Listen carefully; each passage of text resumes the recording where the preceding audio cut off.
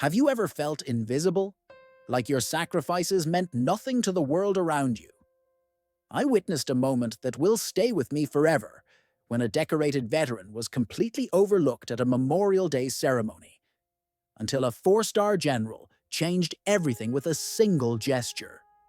Stay with me to discover how one act of recognition transformed not just one man's life, but an entire community's understanding of what honor truly means. Welcome to Honor Echoes, where we share the untold stories of America's heroes. If you want to understand the true meaning of service and sacrifice, subscribe now to join our community, dedicated to ensuring no veteran's story is ever forgotten. I remember that day like it was yesterday, though it happened 3 years ago in the small town of Millfield, Ohio. The kind of place where American flags hang from every porch and patriotism runs deep in the soil. Memorial Day is always a big deal here. The parade, the speeches at Veterans Memorial Park, the whole town gathered to honor those who served.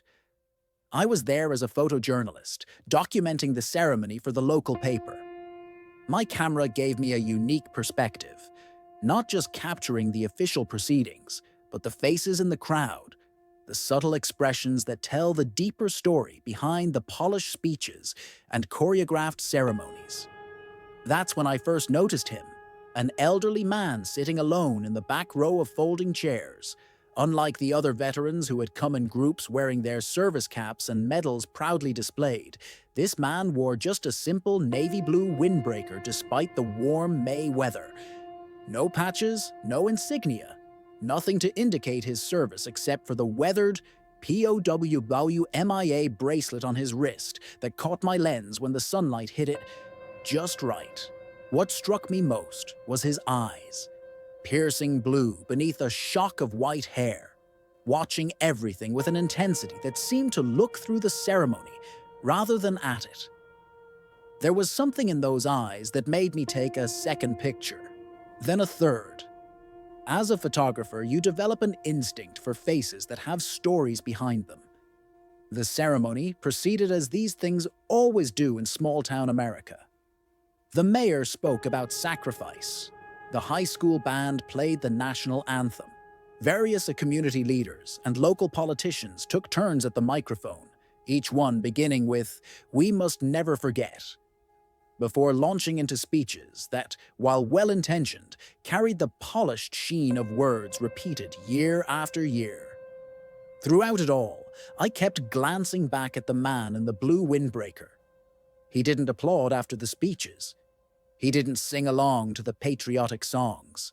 He just watched, his expression unreadable, his hands folded in his lap, except when he occasionally reached up to touch that bracelet. During the recognition portion of the ceremony, veterans were invited to stand when their branch of service was called.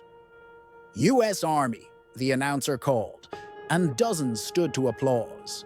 U.S. Navy, more stood. U.S. Air Force, U.S. Marine Corps, U.S. Coast Guard. Each group received respectful acknowledgement from the crowd, but the man in the blue windbreaker remained seated through all of it. I wondered if perhaps he wasn't a veteran after all, if my photographer's instinct had failed me. Maybe he was just a private citizen who had come to pay his respects.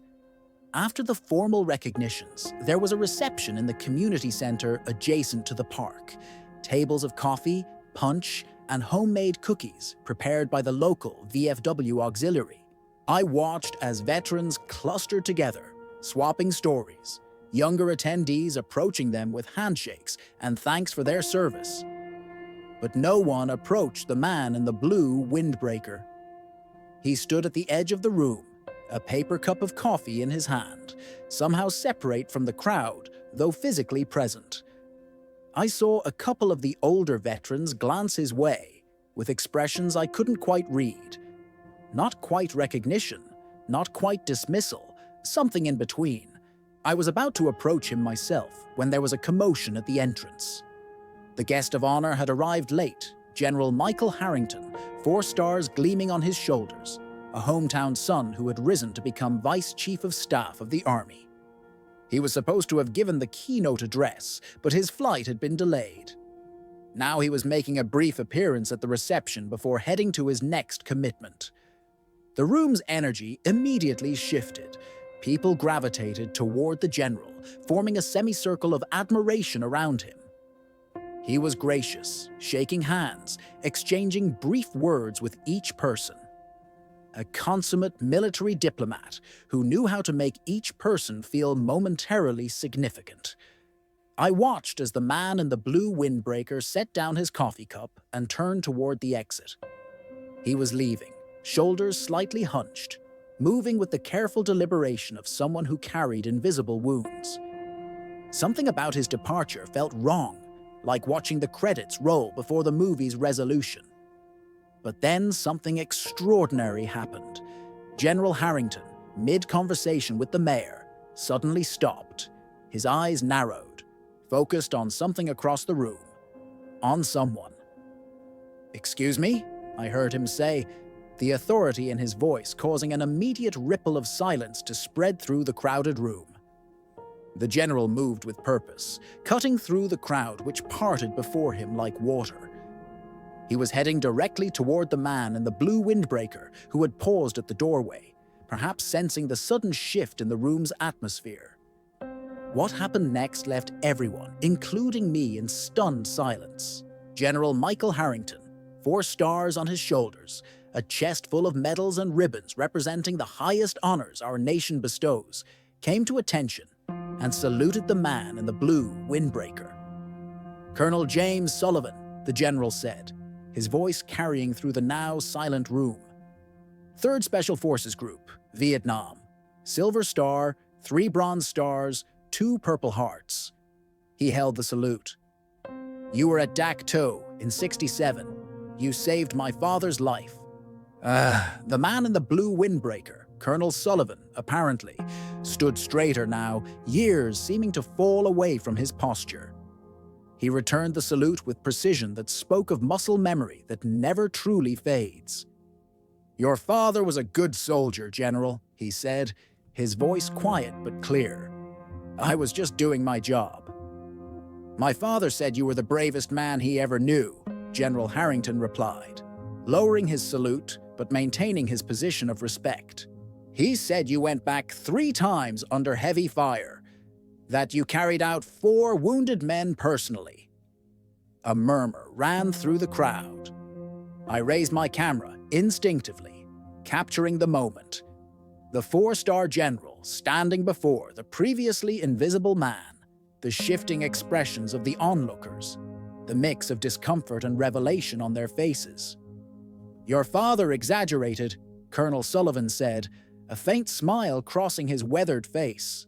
"It was only twice, and the second time I had help." The general shook his head. "He didn't exaggerate, sir. I've read the citation. What I don't understand is why you're not sitting up front with the other decorated veterans. Why haven't I seen you at these ceremonies before?" Colonel Sullivan's eyes flickered across the room, taking in the faces now turned toward him with new interest, new respect, new curiosity. "I don't come for recognition, General," he said. "I come to remember the ones who didn't make it back, the ones whose names are on this." He touched the POW MIA bracelet on his wrist. General Harrington nodded slowly. "Lieutenant Christopher Mason," he read from the bracelet. "Your point man?" "And my best friend," Colonel Sullivan said. "Missing in action March 12, 1968. Never recovered." The general placed his hand on the older man's shoulder. "Colonel, I would be honored if you would join me at the front. In fact, I insist. The mayor has asked me to make some brief remarks, and I believe these good people should hear your story." What followed was unlike any Memorial Day ceremony I had ever witnessed. General Harrington guided Colonel Sullivan to the front of the room, and the crowd rearranged itself, now with the previously invisible man at its center. The general spoke briefly, introducing Colonel James Sullivan to the community that had overlooked him for years. We learned that, after Vietnam, the colonel had moved to Millfield seeking quiet and anonymity. He had taught mathematics at the high school for 27 years before retiring, never mentioning his military service, never joining the VFW or American Legion, never seeking recognition or benefits. He represents the best of what military service truly means, General Harrington said. Not serving for glory or recognition, but out of duty, out of love for country and comrades. Then he did something unexpected. He removed one of his own medals, a Distinguished Service Cross, from his uniform and approached Colonel Sullivan. "This belongs to you, sir," he said. "My father submitted the recommendation before he passed. It was approved 2 years ago, but the Pentagon couldn't locate you. You disappeared after your discharge." Colonel Sullivan looked at the medal, then at the general, confusion evident on his face. "For extraordinary heroism at Dak To," General Harrington explained. "Second only to the Medal of Honor. My father would be proud to know I finally found you to deliver it." The room erupted in applause, a standing ovation that seemed to both please and embarrass the colonel. I captured it all through my lens, the reluctant hero finally receiving long overdue recognition. The faces of community members who had passed by this man for years without knowing who he was or what he had done. But the most powerful moment was yet to come. When the applause finally died down, Colonel Sullivan cleared his throat and spoke. His voice was soft at first, requiring people to lean in, to pay attention in a way they hadn't before. "I appreciate this honor," he began, "but I didn't come here today for medals. I came, as I do every Memorial Day, to honor Lieutenant Christopher Mason and the 58,479 others who never came home." He held up his POW MyA bracelet. "I've worn this every day since 1970. Not a day goes by that I don't think of Chris and the others we lost. They're the real heroes. They gave everything." The room was silent now, a different kind of silence than before.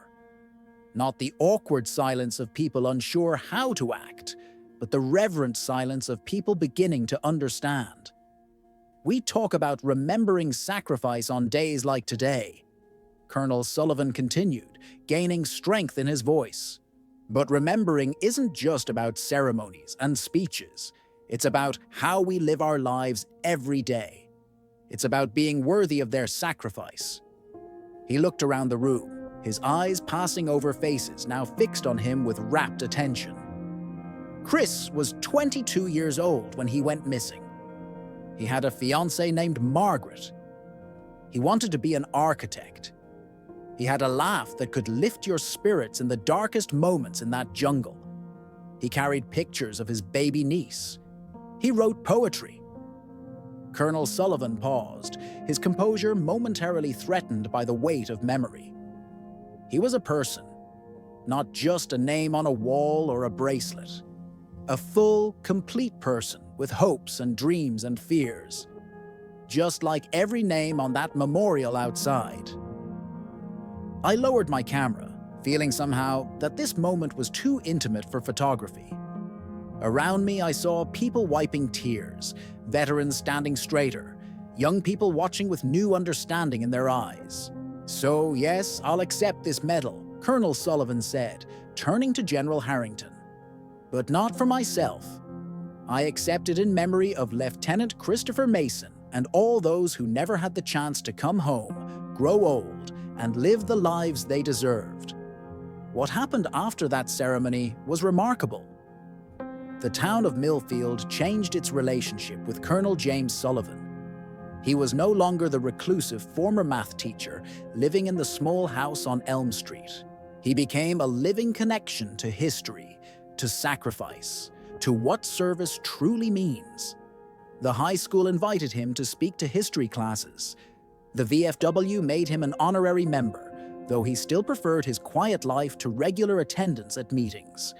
Local veterans sought him out, not for war stories, but for his wisdom on how to live with the memories, how to honor the fallen through living well.